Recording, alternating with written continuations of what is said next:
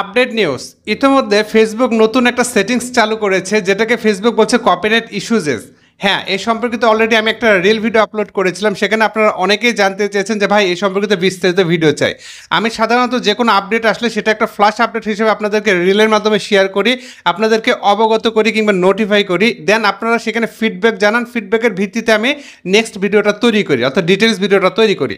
তো আজকে ভিডিওতে আমি আপনাদের সাথে আলোচনা করার চেষ্টা করব যে এই যে ফেসবুকের নতুন যে সেটিংসটা এসেছে এটা কোথায় গিয়ে পাবেন এবং এর ভেতরে আসলে কি কি ফিচার রয়েছে, কিভাবে আমরা বুঝতে পারবো আমাদের কোন কন্টেন্টের সমস্যা আছে, কোনটাতে রেভিনিউ শেয়ার করতে বলছে, কোনটা মিউট করে দিয়েছে, বিভিন্ন রকম যে ইস্যুগুলো আসে কপিরাইট রিলেটেড, এগুলো আমরা কিভাবে বুঝতে পারবো, এগুলো স্টেপ বাই স্টেপ এবার যে আলোচনা করার চেষ্টা করছি।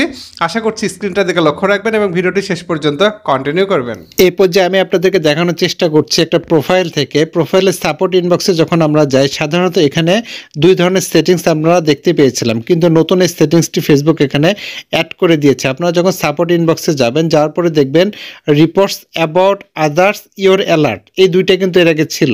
ইওর অ্যালার্টসের নিচে নতুন করে এই কপিরাইট ইস্যুজেস চলে এসেছে। ওকে, এই কপিরাইট ইস্যুজেসের মধ্যেই কিন্তু মূলত আসলে আমরা সকল তথ্য পাবো। অর্থাৎ আমাদের কোনো কন্টেন্টে যদি সমস্যা থাকে, কোনো রিপোর্ট যদি আসে, কপিরাইট রিপোর্ট যদি আসে বা কপিরাইট ক্লেম যদি আসে কিংবা মিউটেড হয়ে যায় কত তারিখের, এগুলো আমরা এখান থেকে স্টেপ বাই স্টেপ কিন্তু দেখতে পারবো। দেখতে পাচ্ছেন সেরকম ফিচার আছে।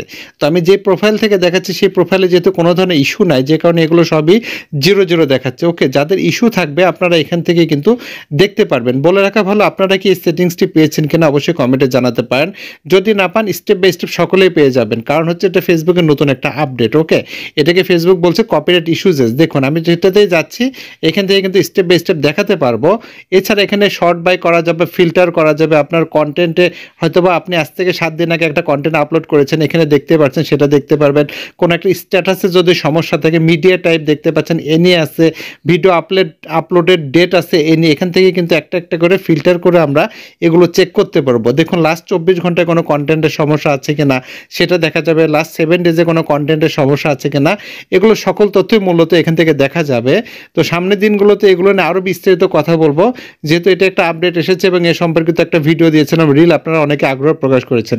দেখুন এখান থেকে কিন্তু দেখা যাচ্ছে যে কোন কোন কন্টেন্টে যে ডিমনিটাইজ অর্থাৎ মনিটাইজেশন চলে গেছে কিনা, revenue share, muted, ownership link, any blocked, কোনো কন্টেন্ট ব্লকড আছে কিনা, এই সকল তথ্যপত্রগুলো মূলত এখান থেকে দেখে নেওয়া যাবে। অর্থাৎ অনেকদিন পর ফেসবুক একটা কার্যকরী একটা কাজ করলো, যে কপিরাইট ইস্যুজেস নামক এই সেটিংসটি দিল, যা আমাদের সকলেই কিন্তু কাজে লাগবে। ভিউয়ার্স, আপনারা যদি পেয়ে থাকেন অবশ্যই জানাতে পারেন।